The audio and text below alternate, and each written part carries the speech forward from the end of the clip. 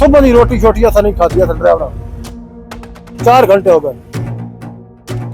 गल तो सारी गलत ही है जी। देखते रस्ता खोल देन साड़ियां गड्डियां जान देन ओ इमरान खान नु मिलन या ना मिलन।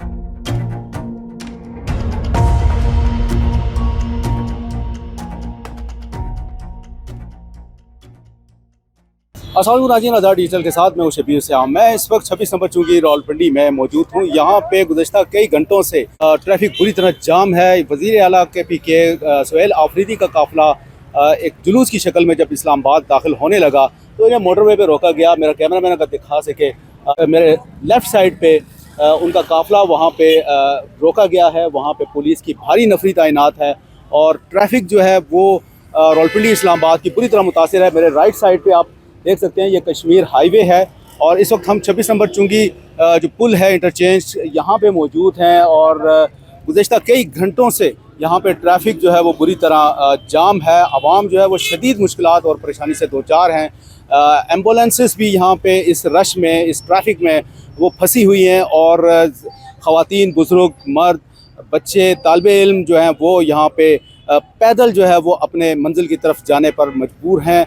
शहरियों से बात करते हैं कि वो इस सारी सूरत हाल को किस नज़र से देखते हैं। यार कहाँ जाना? मैं सर तरनौल तो आ रहा जी। अच्छा, तो वह ना मैं सिटी सदर रोड पे। तो कितनी देर से आप यहाँ फंसे हैं? मैं तकरीबन 4 घंटे सर हो गए।